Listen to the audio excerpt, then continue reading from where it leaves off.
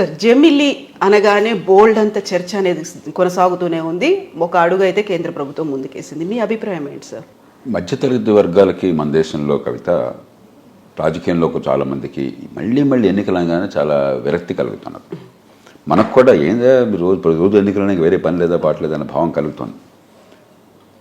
ఆ రకమైన నిస్పృహ నుంచి వచ్చిన ప్రతిపాదన తప్ప లోతుగా ఆలోచించి వచ్చిన ప్రతిపాదన కాదు. మన ప్రధాన్ని రాజకీయ కోణం నుంచి చూడకూడదు. జమిలి ఎన్నికలకి అనుకూలంగా ఉంటే అది బీజేపీ అనుకూల పక్షము, వ్యతిరేకంగా ఉంటే బీజేపీ వ్యతిరేక పక్షం. ఇవి చాలా పొరపాటు ఆలోచన. అంశాన్ని మనం అంశంగా చూడాలి. మనకి సాక్ష్యాలు ఏం చెప్తున్నాయి, తర్కం ఏమిటి, ప్రపంచానుభవం ఏమిటి, దీనివల్ల మన దేశం ఉన్న పరిస్థితుల్లో వచ్చే పర్యవసానాలు మంచివా చెడువా ఎట్లా ఉంటాయి అలా ఆలోచించాలి తప్పితే ఏదో మోదీ గారు చెప్పాడు కాబట్టి ఒప్పుకున్నామని ఒకళ్ళు, ఆయన చెప్పాడు కాబట్టి వ్యతిరేకిద్దామని మరొకళ్ళు, ఈ గందరగోళం నుంచి బయటపడాలి. కాబట్టి నా దృష్టిలో ఏంటంటే జమిలి ఎన్నికల వల్ల మౌలికమైన రాజకీయ సమస్యలకు పరిష్కారం దొరకటం లేదు. కొన్ని అనవసరమైన చిక్కు సమస్యలు కూడా రావచ్చు. కొన్ని సాంకేతికమైన ప్రయోజనాలు ఉండొచ్చు. మళ్ళీ ఎన్నికల చికాకుగా ఉంది, అధికార యంత్రాంగం టైం అంతా దానికి పోతుంది అన్న దానికి కొంత పరిష్కారంగా అనిపించవచ్చు. ఆర్థిక భారం తగ్గుతుంది అనే మాట. ఇప్పుడు ఆర్థిక భారం సంగతి తీసుకున్నాం ఉదాహరణకు. మన ప్రధానికి కొంచెం లోతు కడాలి, పైపైన కాకుండా. లోక్సభ ఎన్నికలకి మొన్న 9,000 కోట్లు ఎంతో ఖర్చు అయింది. రాష్ట్ర శాసనసభ కూడా సుమారుగా అంతే అవుతుంది లెక్కేసుకోవచ్చు కాస్త అటుగా. 18,000 కోట్లు 5 ఏళ్ల కాలంలో కలిసి పెడితే బహుశా ఒక 12,000 కోట్లు అవుతుంది. ఎందుకంటే 9,000 కోట్లు ఆగదు కదా. ఎక్స్ట్రా పోలింగ్ బూత్లు, ఎక్స్ట్రా సిబ్బంది, ఎక్స్ట్రా బ్యాలెట్ ఈవీఎంలు ఇవన్నీ పెట్టాల్సి వస్తుంది కదా. కాబట్టి 18,000 కోట్లు కాదు 12,000 కోట్లు అవుతుంది అందాజుగా. మనం కరెక్ట్గా చెప్పలేం. ఒక 5-6 వేల కోట్లు సేవ్ అవుతుంది. కరెక్టే. నేను చాలా పొదుపరిని. ₹1 సేవ్ అయినా కూడా ప్రజాధనం చాలా ముఖ్యంగా భావించేవాడిని. జీవితం అంతా గడిపినవాడిని, అందరికీ తెలుసు ఆ సంగతి. కాబట్టి 5,000 కోట్లు సేవ్ చేస్తే నేను సంతోషిస్తాను. కానీ పెద్ద విస్తృతమైన విషయాన్ని మనం చూసినప్పుడు ఒక్కరోజు ప్రభుత్వాలు ఈ దేశంలో ఎంత ఖర్చు పడితే తెలుసా మీకు? మీరు ఒకసారి గెస్ చేయండి. మన దేశంలో యూనియన్ ప్రభుత్వము రాష్ట్ర ప్రభుత్వాలు కలిసి ఒక్కరోజున ఎంత ఖర్చు పెడతాయి మీరు ఒకసారి గెస్ చేయండి. 1,00,000 కోట్లు అవుతుంది సార్. ఒక్క రోజున 20,000 కోట్లు ఖర్చు పెడుతున్నారు. 20,000 కోట్ల రూపాయలు ఒక్క రోజుకి. 5 ఏళ్లలో 4 కోట్ల రూపాయలు ఖర్చు అవుతుంది ప్రభుత్వాల చేతుల నుంచి. 4 కోట్ల రూపాయలు 5 ఏళ్లలో. 4 కోట్ల రూపాయల్లో మీరు 6,000 కోట్ల రూపాయలు సేవ్ చేస్తే ఏమంత డబ్బది? ఎంత సేవ్ చేసినా మంచిదే. కాబట్టి ఇది బ్రహ్మాండంగా మనం సేవ్ చేస్తామన్నది అది పెద్ద అది మౌలికాంశంగా ఉండకూడదు ప్రజాస్వామ్యంలో. ఇక రెండోది మీరు చూడండి, కొన్ని రాష్ట్రాల్లో కలిసి జరుగుతున్నాయి ఎన్నికలు. ఆంధ్రప్రదేశ్లో మొన్న కూడా కలిసి జరిగినాయి కదా. ఆంధ్రప్రదేశ్లో తాయిలాలు తగ్గటం కానీ, పరిపాలన బాగుపడడం కానీ, రాజకీయం బాగుపడడం కానీ ఏమైనా జరిగిందా జమిలి ఎన్నికల వల్ల? దేశంలో మిగతా ప్రాంతాల్లో లేకపోయినా ఆంధ్రప్రదేశ్లో జమిలి ఎన్నికలు ఉంటూనే ఉన్నాయి. ఏం కాలేదే. ఆంధ్రప్రదేశ్లో ఎన్నికల ఖర్చు ఎవరిని అడిగినా కూడా ఆ బాలగోపాలానికి తెలుసు. ఒక ఎమ్మెల్యేకి పదవికి ప్రధాన పార్టీల అభ్యర్థి అంత ఖర్చు పెడుతున్నారని చెప్పంటే ఏ ఊరిలో ఎవరినంటే కూడా చెప్తారు. మీరు నేను చెప్పక్కర్లా. 30-40 కోట్లు మామూలుగా పెడుతున్నారంటే కొన్ని చోట్ల 50-60 కోట్లు 100 కోట్లు కూడా పెడుతున్నారని చెప్తున్నారు. ఏం తగ్గలేదుగా. పరిపాలన పెద్ద బాగుపడేదిగా ప్రత్యేకంగా మిగతా చోట్ల పోలిస్తే. అంచేత అనుభవం మనకు స్పష్టంగా చెప్తాడు. కాబట్టి జమిలి ఎన్నికలు మన మౌలికమైన సమస్యలకు పరిష్కారం కాదు. మన రాజకీయంలో సమస్య ఏంటి? డబ్బులు పెట్టేవాడే రాజకీయంలోకి వస్తున్నాడు. అసలు పార్టీలు మొట్టమొదటిగా నేను డబ్బు ఎంత పెడతావని. డబ్బు పెట్టలేనంటే అంత మంచి వాళ్ళనే మాకు అనవసరం అవుతున్నారు. డబ్బు ఖర్చు పెట్టిన తర్వాత వెంపర్లాట మొదలవుతుంది. ఇంత ఖర్చు పెట్టానో డబ్బులు రావాలి కదా మళ్ళీ అని చెప్పాను. మళ్ళీ వచ్చే ఎన్నికల్లో ఖర్చు పెట్టాలి కదా, డబ్బులు ఎక్కడ అని చెప్పాను. అక్కడి నుంచి అవినీతి అనివార్యం. కొంతమంది తెలిసి మనకు కనిపెట్టి చేస్తారు, కొంత తెలియకుండా చేస్తారు. కానీ ఇన్ని వేల కోట్లు ఆంధ్రప్రదేశ్ ఎన్నికల్లో మొన్న 10,000 కోట్లు ఖర్చు అయింది పార్టీలకి అభ్యర్థులకి. ఈ డబ్బంతా వాళ్ళు భార్య బిడ్డల భవిష్యత్తును తాకట్టు పెట్టి ఆస్తులు అమ్మేసి పెట్టారా ప్రజల కోసం అని చెప్పాను. మనం నిన్న పుట్టామా? అంత అమాయకులమా మనం? మన తెలియదు ఏం జరుగుతుంది ఈ దేశంలో. కాబట్టి మౌలికమైన సమస్యది. దానికి పరిష్కారం ఇక్కడ ఉందా? ఏమీ లేదు. తాయిలాలు పెరిగిపోతున్నాయి. ఆంధ్రప్రదేశ్లో ఉమ్మడి ఎన్నికల్లోనే ఆంధ్రప్రదేశ్లో ఉన్న తాయిలాలు భారతదేశంలో ఏ దేశంలో లేవు. అవి తగ్గుతున్నాయా? తగ్గట్లేదు. అవినీతి ఏమైనా తగ్గుతుందా? పరిపాలన బాగుపడుతుందా? కాబట్టి జమిలి ఎన్నికలకి మన దేశంలో ఉన్న మౌలిక రాజకీయ సంక్షోభానికి మధ్య సంబంధం లేదు. లేకపోగా అనవసరం చిక్కుముట్లు పెడుతున్నాం. ఇప్పటికి కూడా మన దేశంలో మన ప్రజాస్వామ్యంలో గొప్పతనాన్ని బాగా గర్వించి గౌరవించే వాళ్ళని ఒకడిని. అదే సమయంలో దానిలో బలహీనతలు అర్థం చేసుకోవాలి కదా. 180 మంది కళ్ళు మూసుకుని ఓటేస్తున్నారు. అది పార్లమెంటా, లేకపోతే అసెంబ్లీయా, మున్సిపాలిటీయా, పంచాయతీ ఏం తెలియదు. అంతా ఏ స్థాయిలో ఎవరేం చేస్తారో తెలియదు. ఎంపీకి మా ఊళ్ళో నీళ్ళల్లో కొళాయి రావట్లేదని చెప్పి ఫోన్ చేస్తారు. ఎంపీకి అది సంబంధం లేదు, పాప స్థానిక ప్రభుత్వం చేయాల్సిన పనులు. లేకపోతే అసెంబ్లీకి జాతీయ స్థాయి నుంచి ఒక సంవత్సరం మాట్లాడతారు. మీరు మనకు తెలుసు, రోజు చూస్తున్నాం. అనుభవాన్ని ఎవరినైనా, ఏ పార్టీ వారినైనా అడగండి, ప్రజా జీవనంలో అనుభవం ఎవరినైనా అడగండి. అది ప్రజల తప్పు కాదు, అది అర్థం కాని వ్యవస్థ నిర్మాణం చేశాం మనం. అలాంటప్పుడు మనం విన్న కొద్దికి ప్రజలకు అవగాహన మరింత పెరిగి రాష్ట్రం ఏం చేస్తుంది, జాతీయ స్థాయి ఏం చేస్తుంది, మున్సిపాలిటీ ఏం చేస్తుంది, అవగాహన పెరగడం కోసం వ్యవస్థ ఉండాలన్నా మరింత కలగాపులగం చేసి ఏదో రకం ఎన్నికలు జరిపేశాం ఇస్తున్న మా వాయనం, పుచ్చుకుంటున్న మా వాయనం, గుడ్డెద్దు చేలో బట్టట్టు చేసేయాలన్నా, జమిలి ఎన్నికలు కావాలని పెడుతుంటే బలవంతంగా మరింతగా కన్ఫ్యూజన్ పెరుగుతుంది, ప్రజాస్వామ్యం వికసించదు. మూడోది, మన వెస్ట్మినిస్టర్ పద్ధతి మంది బ్రిటిష్ పాలన నుంచి అరువు తెచ్చుకున్నాం. వాళ్ళు వదిలేస్తున్నారు, ఒక్క బ్రిటిష్ పార్లమెంట్లో తప్ప మిగతా అన్ని చోట్ల కూడా స్థానిక పార్లమెంట్లు అంటే వదిలేశారు వాళ్ళు. మనం మాత్రం దాన్ని పట్టు కూర్చున్నాం. వాళ్ళకంటే ఎక్కువ వలసవాదులం మనం. బ్రిటిష్ కాలనీ, తెల్లవాళ్ళు ఉన్న కాలనీలు ఉన్నాయి, ఆస్ట్రేలియాను, న్యూజిలాండ్, వాళ్ళు వదిలేశారు.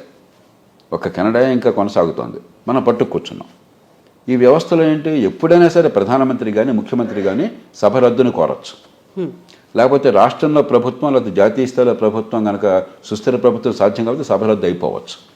మధ్యంతర ఎన్నికలు అనివార్యంగా వస్తాయి. ఎన్నికల వ్యవస్థలో ఉన్న పద్ధతి అది మౌలికమైన అంశం. అది దాని కోవింద్ కమిటీ గారి సిఫారసు, ప్రభుత్వ ప్రతిపాదన ఏమిటి, ఇప్పుడు ఏ కారణంగానూ లోక్సభ కాలపరిమితి ఇప్పుడు రేపు 5 ఏళ్ళు ఉంది. 5 ఏళ్ల లోపల ప్రభుత్వం నడవలేదు అనుకుందాం మాట వరుసకి. 2024లో ఎన్నికైంది, 29 దాకా కాకుండా 22 దాకా నడిచింది, లేదా 27 దాకా నడిచింది, 26 దాకా. 26లో తెలంగాణ, ఆంధ్రప్రదేశ్ అన్ని రాష్ట్ర ప్రభుత్వాలని రద్దు చేయాలి. ఈ నడపలేకపోతే మాకు సంబంధం ఉంది, మేము సుస్థిర ప్రభుత్వాన్ని ఏర్పాటు చేసుకున్నాం కదా, అనవసరంగా దీన్ని ట్రంకెట్ చూడేందుకు. అలాగే రాష్ట్రంలో శాసనసభ రద్దయింది మధ్యలో, ఏ కారణంగా ఇప్పుడు పార్టీలో చీని అనుకుందాం మనం. తెలంగాణలో ఎన్నిక జరిగి సంవత్సరం అయింది, ఇంకో 4 ఏళ్ల కాలం ఉంది వాళ్ళకి, 2028 చివరి దాకా ఉంది. 2026లో ప్రభుత్వం పడిపోయింది అనుకున్నా, పడిపోవాలని కోరుకుందని చెప్పి నేను వాదన కోసం చెప్తాను, మాట వరుసగా చెప్తున్నాను. అయిపోయింది. అప్పుడు ఎన్నికలు జరిగితే మళ్ళీ 5 ఏళ్ళకి ప్రభుత్వాన్ని అనుకుంటాం కదా. ఇప్పుడు దీని ఏంటి, అసెంబ్లీ లోక్సభ కలపాలి కాబట్టి 2026లో మీరు ఒకవేళ ఎన్నుకున్నా కూడా 2029 కల్లా మరి ప్రభుత్వం ఆగిపోతుంది. 3 ఏళ్లకే శాసనసభ ఉంటుంది, 2 ఏళ్లకే ఉంటుంది. ఇది ఎక్కడ విచిత్రం. కాబట్టి మీరు ఏదో పరిష్కారం చేస్తాం అనుకుని సమస్యలు సృష్టిస్తున్నారు, పరిష్కారం ఏం చేయట్లా, మరుగు సమస్యలేమే. దీనిలో దురుద్దేశమే లేదు, నేను ఎక్కడ దురుద్దేశం ఆపాదించట్లా. ఏదో ఎన్నికలు మళ్ళీ జరుగుతున్నాయని విసుగు చాలామందికి ఉంది, మధ్యతరగతి వర్గాలకి, మీడియాకి, పార్టీల్లో చాలామంది, అన్ని పార్టీల్లో ఉన్నది. కానీ పరిష్కారం ఇది కాదు. మనకి సంస్థల్లో ఒక సామెత ఉన్నది, పృష్ఠతాళన దంతభంగ అని చెప్పని. బాగా పంటి నొప్పి వచ్చి వైద్యుడి దగ్గరికి పోతే వాడు బాగా నుంచో అని చెప్పిన వీపు మీద చాచి తన్నాడు అనుకోండి, నడుము విరుగుతుంది కానీ పన్ను దెబ్బ తగ్గుతుందా. కాబట్టి మందు ఆ జబ్బుకి ఇవ్వాలి.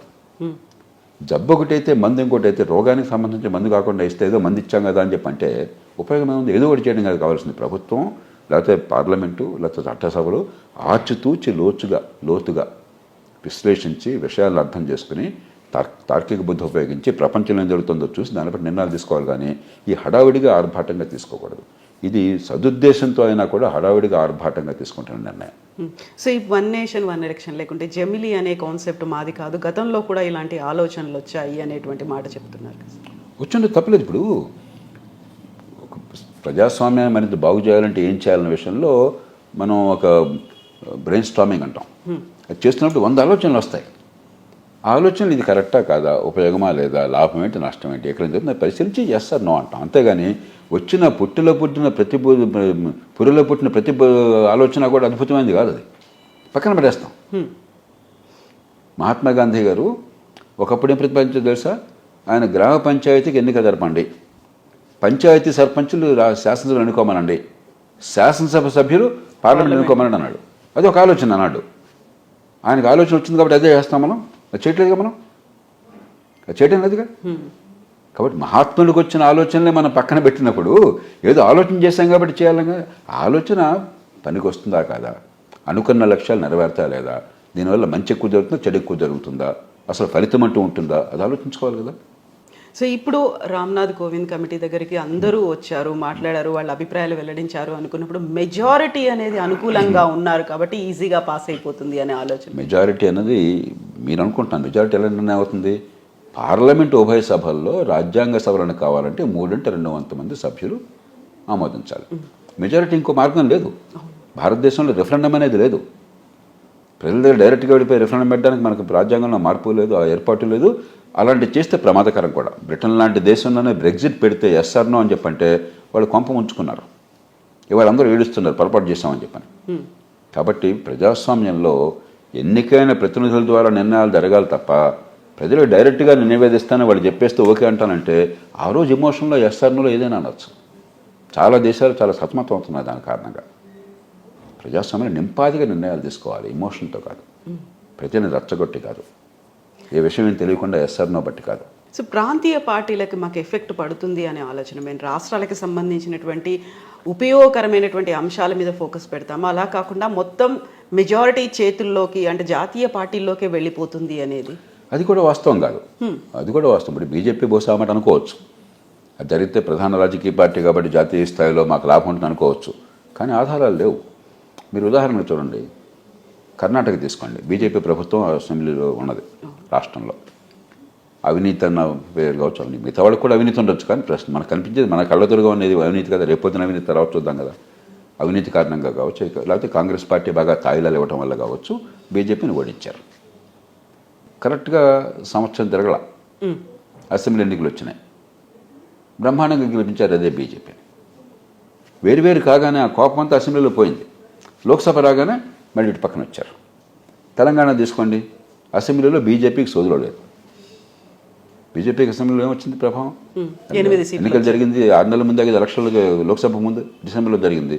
బీజేపీ దాదాపు లేనట్టే లెక్క కదా, 3వ పార్టీగా ఉంది కాబట్టి పెద్దగా సీట్లు పడలేదు, ఓట్లు పడలేదు. అదే లోక్సభ రాగానే సగం సీట్లు వచ్చినాయి. కలిపి వస్తే 2 పోయేవి. మహారాష్ట్ర ఉంది, లోక్సభలో ఏ కారణాల వల్ల, స్థానిక కారణాల వల్ల, జాతీయ కారణాలు కాదు, స్థానిక కారణాల వల్ల లోక్సభలో మరి చాలా పెద్ద ఎత్తున ప్రతిపక్షం వారు గెలిచారు. కాస్త 4 నెలల్లో సవరించుకున్నారు. ఆ మూడు కూడా కొంచెం ప్రజల్లో మారింది. ఈసారి బీజేపీ లాభపడ్డది. కాబట్టి కలిసి ఎన్నికలు వస్తే బీజేపీకి లాభము, విడివిడిగా వస్తే ప్రతిపక్ష లాభం అన్న వాదన కూడా ఆస్కారం లేదు. మన కళ్ళెదురుగా సాక్ష్యాలు, నాకు సాక్ష్యాలు చెప్పండి. అంతేగాని ఊరికే ఊహాగానాలు చేస్తే ఎట్లాగా? మనకు సాక్ష్యాలు లేనప్పుడు ఊహాగానాలు చేయాలి, సాక్ష్యాలు ఉన్నప్పుడు సాక్ష్యాలను పరిశీలించాలి. అంతేగాని సాక్ష్యాలను పరిగణన తీసుకోకుండా ఊహించడం అని చెప్పి అనేది విజ్ఞాన లక్షణం కాదు. సో ఇప్పుడు మాకు సౌత్ ఇండియాకి సంబంధించి ఇక్కడ ఎక్కువగా ప్రాంతీయ పార్టీలే ఉన్నాయి. ప్రాంతీయ పార్టీలన్నీ దాన్ని వ్యతిరేకిస్తున్నట్టుగానే కనిపిస్తుంది సార్. అంటే ప్రాంతీయ జాతీయ కాదు సమస్య. ఏంటంటే ఇందాక నేను అన్నట్టుగా రాష్ట్ర శాసనసభని మనం రాష్ట్రాల అంశాల కోసం ఎన్నుకున్నాము, లోక్సభని జాతీయ స్థాయి అంశాల కోసం ఎన్నుకున్నాం. అలాగే స్థానిక ప్రభుత్వాన్ని 11, 12 షెడ్యూల్లో స్థానిక అంశాల కోసం ఎన్నుకోవాలి. అలా కాకుండా పంచాయతీ నుంచి పార్లమెంటు దాకా ఒకే రక ఆటను కట్టేస్తే ప్రజాస్వామ్యం పరిణితి ఉండదు. దాంతోపాటు కోవింద్ కమిటీ ఏం చెప్పారు? ఒకవేళ కనుక అసెంబ్లీ రద్దు అయినట్టయితే మధ్యలో మన ఎన్నికల వ్యవస్థ అసెంబ్లీ రద్దు అవడం అనివార్యం. అసెంబ్లీ మిగతా కాల పరిమితి ట్రంకేట్ అయిపోతుంది. మళ్ళీ లోక్సభతో పాటు ఎన్నికలు జరపాలి. అంటే మీరు సభ నడపలేకపోతే మమ్మల్ని రద్దు చేయడం ఏంటి? అది తప్పే కదా. ఖచ్చితంగా ఫెడరల్ వ్యవస్థలో అది మనకి కన్ఫ్యూజన్ దారితీస్తుంది, రాజ్యాంగ విరుద్ధం కూడా. అది అనివార్య పరిస్థితుల్లో ఇక్కడ రాష్ట్రపతి పాలన పెట్టాలి. కాబట్టి ఆ కారణంగా ఇది ప్రజాస్వామ్య విఘాతం అనేది కరెక్ట్ కాదు. కానీ ఖచ్చితంగా ఆ కారణంగా ఇది అభ్యంతరకరం. లోక్సభ ఎన్నికలు వస్తే ఇక్కడ రద్దు అవుతుంది, రాష్ట్రంలో శాసనసభ ఎన్నికలు వస్తే మళ్ళీ తర్వాత వచ్చేది కూడా తొందరగా రద్దు చేసి మళ్ళీ దాంతో కలిపేస్తారు. అంతే రద్దు చేయడం మరి పొద్దున్న సాయంత్రం దాకా. అదేం పరిపాలన? అందుకు కాదు కదా మన ప్రజలు ఎన్నుకుని 5 ఏళ్ల కోసం అని చెప్పారు. 5 ఏళ్ళు మంచి చెడు ప్రజలు నచ్చే రకంగా చేస్తే నిలుస్తారు, లేకపోతే పోతారు. అంతేగాని 3 ఏళ్ళకి ఒకసారి ఎన్నికలు పెడతా ఉంటే ఎట్లాగా? మీరు మొట్టమొదటి మీరేం చెప్తున్నారు? మళ్ళీ ఎన్నికలు మంచిది కాదు, పరిష్కారం ఏం చేస్తున్నారు? కాబట్టి రాష్ట్రాల అవసరమైతే మళ్ళీ ఎన్నికలు పెడదాం. మీ ఆలోచనలోనే కనిపించట్లా గందరగోళం? తార్కికంగా ఉందా? మళ్ళీ ఎన్నికలు ఆపాలని చెప్పంటే రాష్ట్రాల్లో మళ్ళీ ఎన్నికలు జరపాలి, అది చివరి కంక్లూషన్. ఎట్లా అవుతుంది అది? ఎలా లాజిక్ అవుతుంది? సింక్ ఎలా అవుతుంది? కాబట్టి లోతుగా ఆలోచించదు, దురుద్దేశం ఏం లేదు. ఎన్నికలంటే నిస్పృహ వచ్చి అసలు మన దేశంలో మధ్యతరగతులకు ఎన్నికలు లేకుండా ఉంటే బాగుండే భావం మనసులో ఉంది. చాలా మంది ఎడ్యుకేటెడ్ కూడా పార్టిసిపేట్ చేయట్లేదు. ఇప్పుడు చాలామంది ఒక నియంతృత్వం వస్తే బాగుండు, సైన్యాలు కప్పచెప్తే బాగుండు. ఇప్పుడు ఈ సర్వేల్లోకి తెలుతోంది ప్రజాస్వామ్యం లాభం లేదు అని చెప్పని. అలాంటి వ్యవస్థలు ఏంటి ఎన్నికలంటే నిస్పృహ వల్ల దీనివల్ల ఏదో బాగుంటుందన్న భ్రమలో అడుగుతున్నారు తప్పితే లోతుగా ఆలోచిస్తే భ్రమలన్నీ ఉత్తేని తేలిపోతుంది. సార్ ఇప్పుడు ప్రస్తుతం ఉన్నటువంటి పరిస్థితిని బట్టి చూస్తే పార్లమెంట్లో కానీ లోక్సభ రాజ్యసభల్లో మెజారిటీ అనేది ఎక్కువగా ఎన్డీఏ ప్రభుత్వానికి కనిపిస్తుంది కాబట్టి ఈజీగా పాస్ అయిపోతుంది. మెజారిటీ ఎక్కడుంది? 300 మెజారిటీ కావాలి రాష్ట్రాల్లో. నా దృష్టిలో ఇది రాష్ట్రాలు కూడా వెళ్ళాలి. రాష్ట్రాల్లో ఇబ్బంది లేకపోవచ్చు, ఎందుకంటే మెజారిటీ రాష్ట్రాలు ఎన్డీఏ కూటమిలోనే ఉన్నాయి. కానీ పార్లమెంట్లో ఇవాళ సూర్యుడు తూర్పును ఉదయిస్తున్నాడని చెప్పి ప్రభుత్వంలో ఉన్న ప్రకటన చేస్తే ప్రతిపక్షం వెంటనే అది తప్పు, ప్రస్తుతాన్ని ఉదయిస్తున్నాడని చెప్పే పరిస్థితి ఉంది ఇవాళ దేశంలో. అలాంటిది నిజంగానే ఆలోచించాల్సిన అంశం, విభిన్న దృక్పథాలు ఉన్న అంశం మీద ఇవాళ మెజారిటీ 300 ఎట్లా ఉంది? తల్లకిందులుగా తపస్సు చేసినా సాధ్యం కాదు. లోక్సభ రాజ్యసభలో రాజ్యాంగ సవరణ కోసం దీని అంశం మీద మెజారిటీ సాధ్యం కాదు. సో ఇప్పుడు ఆలోచన మళ్ళీ దాన్ని ఏం చేస్తారు సార్? సాధ్యం కాదు అనుకున్నప్పుడు ఆమోదం అంతే పాస్ అవుతుంది. ఇంకా నెక్స్ట్ టర్మ్ కోసం మళ్ళీ ఆలోచించి మళ్ళీ అప్పుడు ప్రజలు నోట్లో నడుస్తూ ఉంటుంది, అంతే కొంతగా నడుస్తూ ఉంటుంది అంతే తప్ప నిరర్థకమైనది. అందుకనే నేను చెప్పేది, మనకి నా దగ్గర డబ్బులు ఉన్నాయి, బ్యాంకులో వేసుకుని పొదుపుగా ఖర్చు పెట్టుకుంటే పనికొచ్చేట్టుగా డబ్బు ఉపయోగపడుతుంది. విచ్చలుడిగా ఖర్చు పెట్టేస్తే ఉంది కదా అని దుబారా అయిపోతే రేపు పొద్దున పై అవసరానికి ఉపయోగపడదు. రాజకీయ పరపతి కూడా అంతే. ప్రధానమంత్రి మోదీ గారికి కానీ ప్రభుత్వానికి కానీ మరొకళ్ళకి కానీ ప్రజలు ఇచ్చిన ఓటు వల్ల, ప్రజల గుడ్విల్ వల్ల ఒక పరపతి ఉంటుంది. ఆ పరపతిని సద్వినియోగం చేసుకోవాలి. ప్రజలకి అర్థమయ్యే రీతిలో, ప్రజలకు పనికొచ్చే రీతిలో ఆ ఫలితాలను చూపెట్టి చట్టాలు విధానాలు చేస్తే ఆ పరపతి పెరుగుతూ ఉంటుంది. లేకపోతే ఉన్న పరపతి వృధా అయిపోతుంది. పొలిటికల్ క్యాపిటల్ అంటాం, పొలిటికల్ క్యాపిటల్ అంతా వేస్ట్ అయిపోతుంది. అదే మంచి పనులు చేయాల్సిన దేశంలో చాలా ఉన్నాయి, ఆచరణ సాధ్యమైనవి అవసరమైనవి చాలా ఉన్నాయి. ఇది వివాదాస్పదమైనది, పెద్ద ఫలితాలు లేవన్నది నేను ఇప్పుడు స్పష్టంగా చెప్తాను. పోసుకొచ్చినట్టుగా నాకేమీ ఈ పార్టీ ఆ పార్టీ గొడవ లేదు. బీజేపీ కనుక దేశ ప్రయోజనాలకు మంచిగా చేస్తే ఇది మంచిది, ఈ కారణాలుగా సమర్థిద్దాం. వ్యవసాయ చట్టాలు ఉన్నాయి దేశంలో, అందరూ ఎట్లా మాట్లాడినా కూడా ముందుగానే తర్వాత కానీ ఒకే కంఠంతో చెప్పింది నేను, ఆ చట్టాలు మంచివి, ఖచ్చితంగా వ్యవసాయానికి మంచిదే. చేత పార్టీలను పక్కన పెడదాం, పక్షపాతాలను పక్కన పెడదాం. దీనివల్ల నాకు ప్రయోజనం కనిపించట్లా. రాద్ధాంతం ఎక్కువ, కొండంద వెలుకను పట్టడం లాంటిది. కొండంద వెలుకను పట్టడం ఎందుకు? ప్రభుత్వాలు అటు చేయకూడదు. ప్రభుత్వాలు తక్కువ పనితో ఎక్కువ ఫలితాలు సాధించాలి. ఎక్కువ పనితో తక్కువ ఫలితాలు, వివాదాస్పద ఫలితాలు, అనుమానాస్పద ఫలితాలు, నిరర్థకమైనవి ఉపయోగమే ఉంది. ఎందుకు చేయాలి? ఇప్పుడు 2/3 మెజారిటీ అవసరము అనుకుంటే తమకి మెజారిటీ లేదు. అవసరం అనుకుంటే కాదు, నిజంగా అలా ఉన్నప్పుడు ఎందుకని కేంద్ర ప్రభుత్వం అంత మొండిగా ఉంటుందని? అది మంచి ప్రశ్న, నా దగ్గర సమాధానం లేదు. ఎందుకంటే అది తర్కానికి లొంగదు. బహుశా ఒక ఆలోచన ఉండొచ్చు అనుకుంటున్నాను. ఇవాళ మొదలెడితే ఎప్పుడైనా ప్రజల్లో ఆలోచన వస్తుంది, వాళ్ళకి 5 ఏళ్ళు జరుగుతుంది భావం ఉండొచ్చు, నిజంగానే నమ్ముతుండొచ్చు. ఇలాంటి జరిగితే మంచిదని భావం నిజంగా ఉండొచ్చు. రెండోది, మేము మంచి ప్రతిపాదన తీసుకొచ్చినా వీళ్ళంతా కాదంటున్నారు చూసారని చెప్పని రాజకీయంగా చెప్పడానికి అస్త్రం ఉంది అనుకోవచ్చు. కానీ నేను అనుకోవటం ఆ వాదన సరైనది కాదు, ఆలోచన సరైనది కాదు. ఈ అస్త్రం పనిచేయదు. Thank you so much sir. Thank you.